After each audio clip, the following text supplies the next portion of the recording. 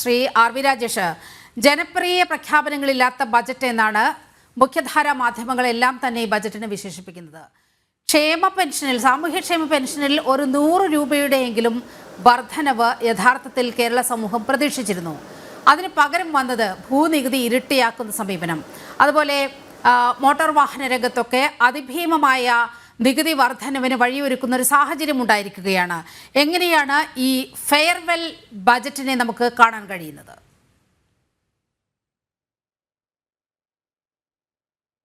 ഇപ്പൊ നോക്കിയാൽ നമുക്കറിയാം, പിണറായി വിജയൻ ഗവൺമെന്റ്, രണ്ടാം പിണറായി വിജയൻ ഗവൺമെന്റ് അവസാനത്തെ ബഡ്ജറ്റാണ്. തെരഞ്ഞെടുപ്പ് മുമ്പായി നമ്മൾ ഒരുപാട് ജനപ്രിയമായ പ്രഖ്യാപനങ്ങൾ ഈ ബഡ്ജറ്റ് ഉണ്ടാകുമെന്ന് എല്ലാവരും പ്രതീക്ഷിച്ചിരുന്നതാണ്. അത്തരത്തിലായിരുന്നു നമ്മുടെ ബഡ്ജറ്റിനെ കുറിച്ച് പ്രീ ബഡ്ജറ്റ് അവലോകനങ്ങളിലൊക്കെ എല്ലാവരും ഇടതുപക്ഷക്കാരും അതോടൊപ്പം തന്നെ സാമ്പത്തിക വിദഗ്ധരൊക്കെ അഭിപ്രായപ്പെട്ടിരുന്നത്.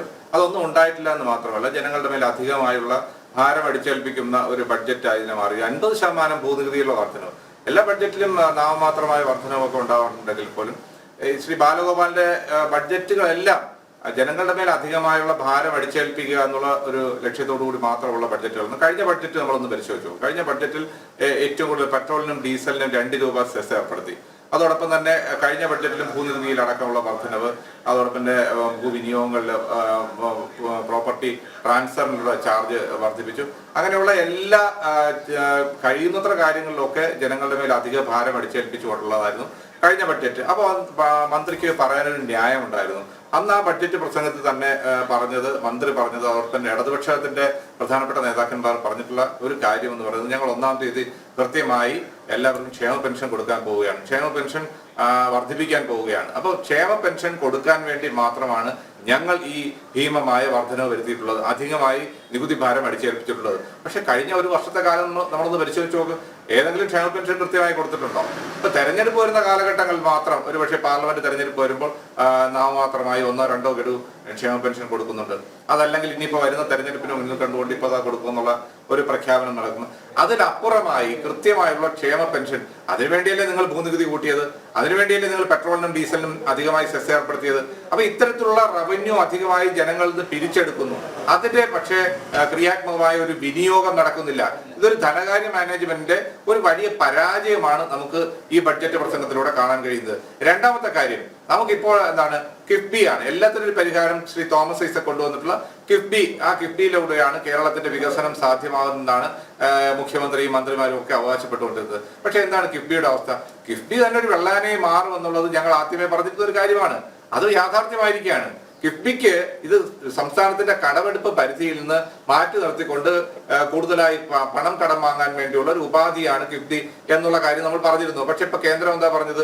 ഈ കിഫ്ബിയിൽ ചെലവഴിക്കുന്ന പണം അല്ലെങ്കിൽ കിഫ്ബിയിൽ എടുക്കുന്ന കടം എന്നുള്ളത് സംസ്ഥാനത്തിന്റെ പൊതുകടത്തിൽ വരുന്നതാണ്. ഇത് ബഡ്ജറ്റിന് പുറത്ത് ഒരു ഏജൻസിയായി കിഫ്ബി പ്രവർത്തിക്കുന്നു. പക്ഷെ എന്താണ് കിഫ്ബിയുടെ അവസ്ഥ? അവിടെയുള്ള ഉദ്യോഗസ്ഥന്മാർക്ക് ശമ്പളം കൊടുക്കുന്നതിന് വേണ്ടി ഖജനാവിൽ നിന്ന്, കിഫ്ബിയുടെ ഫണ്ടിൽ നിന്ന് കോടിക്കണക്കിന് രൂപ ചെലവഴിക്കുന്നു. അവിടെ ഒരു കിഫ്ബിയുടെ തലവനായി നിൽക്കുന്ന മുൻ chief secretary, additional chief secretary KM എബ്രഹാമിന് 4 ലക്ഷം രൂപ ശമ്പളം, അഡീഷണൽ ആനുകൂല്യങ്ങൾ, ഇത്തരത്തിലുള്ള ഇതുപോലുള്ള ഒരു കൊള്ളയടി സംഘമാണ് കിഫ്ബി ഭരിച്ചുകൊണ്ടിരിക്കുന്നത്. ഈ ആളുകൾക്ക്, സർക്കാർ ജീവനക്കാരുടെ ഇടയ്ക്ക് അവർക്ക് പെൻഷനും വാങ്ങാം, സർക്കാർ ജീവനക്കാരിക്കുന്ന പെൻഷനും വാങ്ങാം, അതോടൊപ്പം തന്നെ കിഫ്ബിയിൽ തോന്നുന്ന രീതിയിലുള്ള ശമ്പളം എഴുതി വാങ്ങിക്കാം. ഇവിടെ സാധാരണക്കാർ KSRTC ജീവനക്കാരന് ശമ്പളം കൊടുക്കാൻ നിവൃത്തിയില്ലാത്ത അവസ്ഥ, അല്ലെങ്കിൽ 1-ാം തീയതി ശമ്പളം കിട്ടാത്ത അവസ്ഥ, പെൻഷൻകാർക്ക് അവരുടെ ആനുകൂല്യം കൊടുക്കാൻ കഴിയാത്ത അവസ്ഥ, ഈ രീതിയിലേക്ക് ക്ഷേമ പെൻഷൻ കൊടുക്കാത്ത ഒരു സംസ്ഥാനം.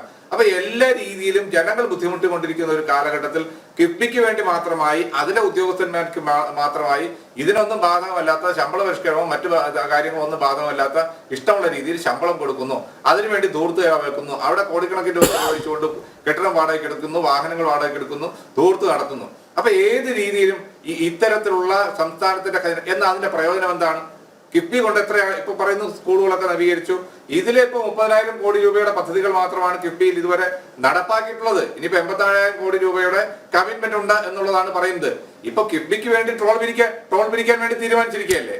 അപ്പൊ ജനങ്ങളുടെ ഓൾറെഡി നിങ്ങൾ ഇതിനു വേണ്ടി നികുതി ജനങ്ങളിൽ നിന്ന് പിരിച്ചെടുത്തതാണ്.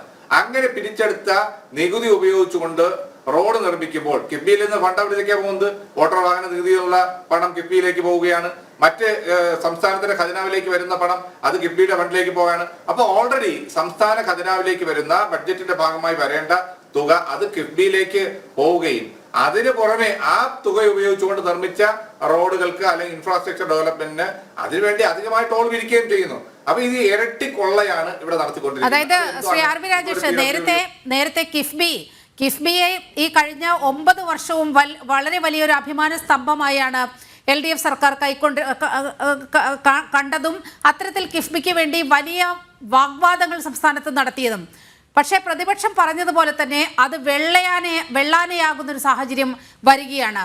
കിഫ്ബിയുടെ റോഡ് വളരെ കൃത്യമായി ടോൾ പിരിക്കാനുള്ള നിർദ്ദേശം, ഇനിയിപ്പോൾ കിഫ്ബി വഴി നിർമ്മിച്ച സ്കൂളുകളുണ്ട്, കെട്ടിടങ്ങളുണ്ട്, ഇതിനൊക്കെയും യൂസർ ഫീ ഏർപ്പെടുത്തുമോ എന്നതാണ് ഇനി കണ്ടറിയേണ്ടത്. കാരണം ഈ പോകുന്ന പോക്കിൽ ഒരു കടും വെട്ടാണ് ഈ സർക്കാർ ഉദ്ദേശിക്കുന്നത്.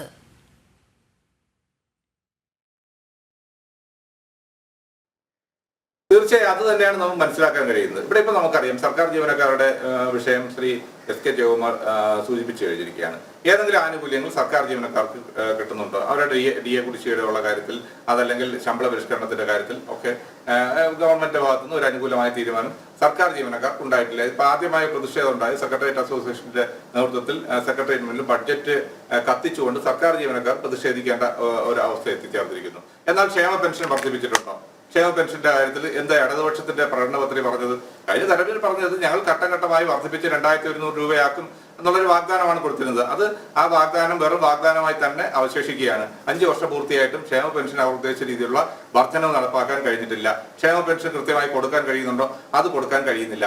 2, ഈ ബഡ്ജറ്റിന്റെ സാങ്ക്ടിറ്റി എന്താണ്? നമ്മുടെ ഒരു നിയമസഭയിൽ ഒരു ബഡ്ജറ്റ് അവതരിപ്പിക്കുമ്പോൾ ആ ബഡ്ജറ്റിൽ അവതരിപ്പിക്കുന്ന കാര്യങ്ങൾ അല്ലെങ്കിൽ ബഡ്ജറ്റിൽ പറയുന്ന കാര്യങ്ങൾ നടപ്പാക്കുക എന്നുള്ളൊരു കമ്മിറ്റ്മെന്റ് ഗവൺമെന്റ് ഇല്ലേ? ആ കമ്മിറ്റ്മെന്റ് പൂർണ്ണമായും ഇല്ലാതാക്കിയിരിക്കുന്നു. കഴിഞ്ഞ ബഡ്ജറ്റിൽ അവതരിപ്പിച്ച കാര്യങ്ങൾ ഓരോ വിഭാഗങ്ങൾക്കും വേണ്ടി ബഡ്ജറ്റിൽ നീക്കിവെച്ച തുക അതിന്റെ എത്ര ശതമാനം വിനിയോഗിച്ചിട്ടുണ്ടോ എന്നുള്ള നമ്മൾ കൃത്യമായി പരിശോധിച്ച് നോക്കണം. LSTE 8532 കോടി രൂപയാണ് കഴിഞ്ഞ ബഡ്ജറ്റിൽ മാറ്റിവെച്ചിരുന്നത്. അതിന്റെ 45.44% മാത്രമാണ് ചെലവഴിച്ചിട്ടുള്ളത്. അഗ്രികൾച്ചർ കാർഷിക മേഖലയ്ക്ക് 1926.28 കോടി രൂപ അനുവദിച്ചു. 42.17% മാത്രമാണ് ചെലവഴിച്ചിട്ടുള്ളത്. കോപ്പറേറ്റീവ് ഡിപ്പാർട്ട്മെന്റ് 169.33 കോടി രൂപ അനുവദിച്ചു. അതിന്റെ 13.18% മാത്രമാണ് ചെലവഴിച്ചത്. റൂറൽ ഡെവലപ്മെന്റ് ഏറ്റവും പ്രധാനപ്പെട്ട ഒരു വകുപ്പാണ്. 7190 കോടി രൂപ ബഡ്ജറ്റിൽ വകയിരുത്തിയിട്ടുണ്ട്. അതിന്റെ 44.32% മാത്രമാണ്. എനർജിക്ക് 1150 കോടി രൂപ വകയിരുത്തിയിട്ടുണ്ട്. 0.13%. നമ്മൾ 1% പോലും ചെലവഴിച്ചിട്ടില്ല എന്നുള്ളതാണ്. അപ്പൊ ഈ ബഡ്ജറ്റിലേക്ക് ഇത്ര അധികം തുക വക കൊള്ളിച്ചിട്ട് അതല്ലെങ്കിൽ അത് ചെലവഴിക്കുന്നതിലേക്ക് എത്ര ശതമാനമായിട്ടുണ്ട് ബഡ്ജറ്റ് എക്സ്പെൻഡിച്ചർ എന്നുള്ളത് നമ്മൾ പരിശോധിച്ച് നോക്കണം. അതോടൊപ്പം ഇൻഡസ്ട്രി ആൻഡ് മിനറൽസ് എന്നുള്ള വകുപ്പിൽ 1741.13 കോടി രൂപ വകയിരുത്തി വെറും 29.12% മാത്രം ഈ തുക ചെലവഴിച്ചിട്ടുണ്ട്. അപ്പൊ ഇത്തരം ബഡ്ജറ്റിലേക്കുള്ള പ്രഖ്യാപനങ്ങൾക്ക് വേണ്ടി അല്ലെങ്കിൽ കയ്യടിക്ക് വേണ്ടി മാത്രമായി തുക പ്രഖ്യാപിക്കുന്നു.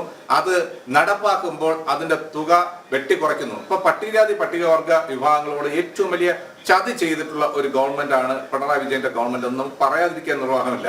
കാരണം എന്താണ്, നമ്മളിപ്പോ എപ്പോഴും പറയാണ് ഞങ്ങൾ പ്രോ പോർ എന്നാണ് അല്ലെങ്കിൽ പ്രോ ലെഫ്റ്റ് എന്ന് പറയുന്ന അവകാശപ്പെടുന്ന ആളുകൾ. നമുക്ക് നമ്മുടെ ഒരു ഫിനാൻഷ്യൽ അല്ലെങ്കിൽ സംസ്ഥാനത്തിന്റെ ഒരു ബാധ്യതയാണ് പട്ടികജാതി പട്ടികവർഗ വിഭാഗങ്ങൾക്ക് പ്ലാൻ ഫണ്ടിന്റെ 10% മാറ്റിവെക്കുക. 10% SC-ക്കും 3% ST-ക്കും മാറ്റിവെക്കുക എന്നുള്ളത് നമ്മ മാൻഡേറ്ററിയാണ്. പക്ഷെ അത്തരത്തിൽ മാറ്റിവെച്ച തുകയിൽ 50% വെട്ടിക്കുറവ് വരുത്തിയിരിക്കുകയാണ്. 500 കോടി രൂപ മാറ്റിവെച്ചത് 50% വെട്ടിക്കുറച്ചിരിക്കുകയാണ്. അപ്പൊ ആരോടാണ് ഇവർക്ക് ബാധ്യത?